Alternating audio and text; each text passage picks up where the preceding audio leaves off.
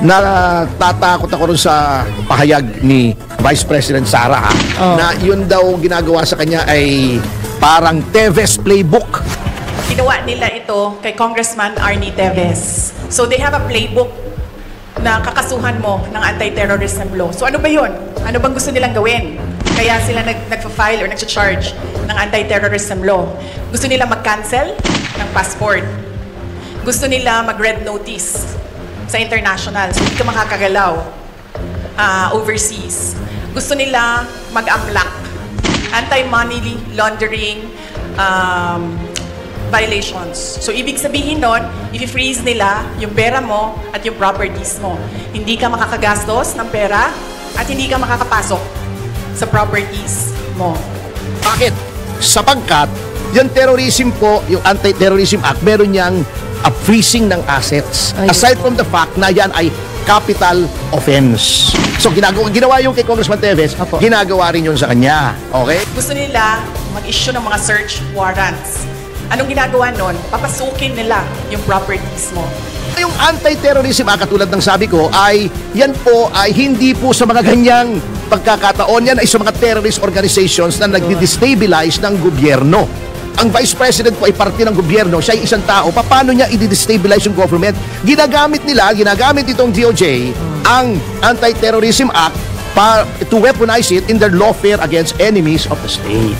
Ay, yun ang playbook eh. Kaya hindi ako magtataka kung may isang karumal-dumal na krimen dyan, ibintang nila kay Vice President Sara in accordance with the Teves playbook at arestuhin nila yan. At isangkot nila yung buong pamilya na ginagawa na ng gobyerno. Speaking of modus operandi, alam nyo, natatakot ako rin sa pahayag ni Vice President Sara na yun daw ginagawa sa kanya ay parang Teves playbook na ang tinutukoy niya ay walang iba kundi itong si Congressman Arnolfo Teves ng Negros Oriental. Sapagkat alam nyo, napapansin ko nga na bukang yung ginawa kay Ginoong Teves, na kliyente ko, kaya alam na alam ko ito, ay ginagawa rin kay VP Sara. Okay, unahin natin. Etong nangyari kay Congressman Teves, ang unang-unang nakuha naming info, advance info, 2022 pa, December. Kami ay nakakuha ng info na siya ay re-raid din ang kanyang bahay. Tatanumnan ng ebidensya, mga barel, mga explosives. Bakit explosives, Jubes? Para mas malaki kaso. Yes, non-bailable. Actually, non-bailable. Discretionary ang bail. Okay. So, ang napagpasyahan namin ng kaibigan kong si Kong Arnie, let's go public para masupil. Ma-deter. So, Facebook, nagsalita siya. January 2023, nagsalita na naman siya. True enough, ang nangyari, winidraw yung kanyang security detail. Di ba ginawa rin nila kay VP Sara? Yan, winidraw. Kinansela ang kanyang mga lisensya ng barel. So wala na siyang legal na barel. Ang aim dito is to make you feel helpless at walang poprotekta sa'yo. Okay. So, dininunsyo po namin yan. Inireklamo po namin yan publicly. Then, true enough, Marso, January yung nagreklamo kami na hinaharas kami.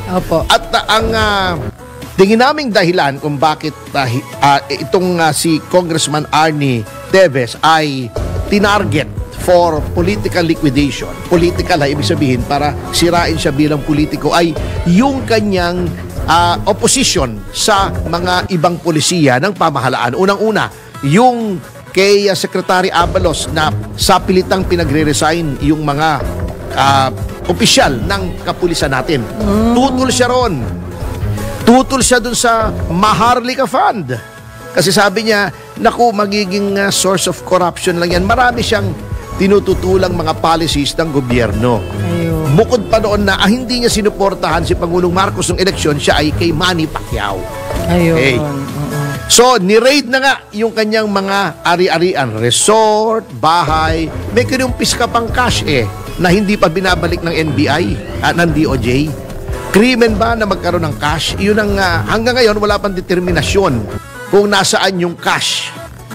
doon nakita sa compound ng mga Teves. So, kaya hello, DOJ, etong si Yusek Andres, lagi na rin namang nasa media, pwede mong pakisagot kung anong ginawa nyo dun sa pera ni Teves. Yun ba ay may ruling kayo na yun ay proceeds ng any illegal activity? Because having a lot of money is not a crime. Otherwise, lahat nung 100 richest Filipinos, arestuhin nyo na rin, di ba? Oh, yeah. Wala pang explanasyon. Ano bang ginawa nyo pa rin? Ano ba? Pinarte-parte ba yan? Ano ba? Nakatago ba yan? Nasaan ba yan? Yusek Andres, mahilig ka na rin magpahayag sa media. Ipahayag mo na ano bang ginawa nyo dyan? Para maganda. Okay. So, number 2, yung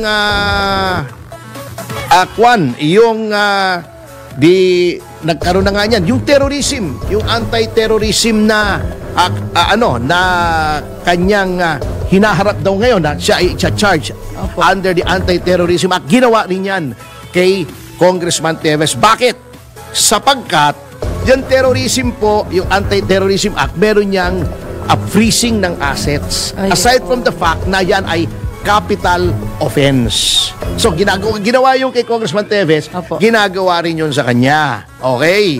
Ang yung Anti-Terrorism Act, katulad ng sabi ko, ay yan po ay hindi po sa mga ganyang pagkakataon. Yan ay sa mga terrorist organizations na nagdi-destabilize ng gobyerno. Ang Vice President po ay parte ng gobyerno. Siya ay isang tao. Paano niya i-destabilize yung government? At tatawa ako sa violations on the anti-terrorism law kasi sinusubukan nila to reach sa aking properties and assets. Kasi itong violation ng anti-terrorism law, ginawa nila ito kay Congressman Arnie Teves. So they have a playbook on what you do to a person na kakasuhan mo ng anti-terrorism law. So ano ba yun? Ano bang gusto nilang gawin?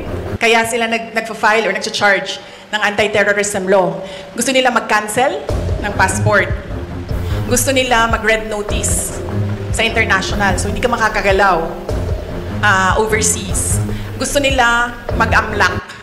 Anti-money laundering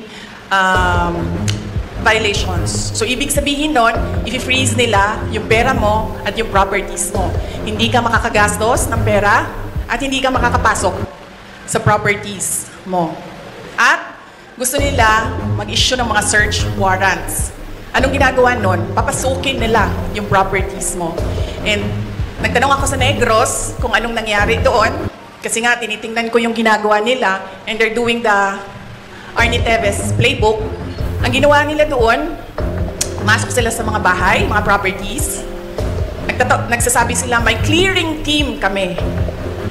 Para daw safe mag-search, mauuna yung clearing team, maglalagay ng kung ano-anong baril o kung ano-anong mga posibleng illegal na mga bagay, kasama na droga, ganon. Pagkatapos, papasok ang search team. Pagpasok sa search team, syempre, nandoon na yung mga hinahanap kuno nila. So yan ang sinusunod nila. It's not without precedent ang pag-file nila ng anti-terrorism law. Yung mga sinabi ko ngayon, yun yung gusto nilang gawin. Kaya pinipilit nila na merong violation sa batas. Mag-cancel ng passport, mag-red notice, mag-amlak, mag-issue ng kaliwat kanang search warrant. So, ibig sabihin, babalik pa rin tayo dun that this is clearly oppression and harassment. Ginagamit itong DOJ ang Anti-Terrorism Act to weaponize it in their lawfare against enemies of the state. Ayun. Ay, yun ang playbook eh. Kaya hindi ako magtataka kung may isang karumal-dumal na krimen dyan, ibintang nila kay Vice President Sara in accordance with the Teves playbook at arestuhin nila yan. At isangkot nila yung buong pamilya na ginagawa na ng gobyerno.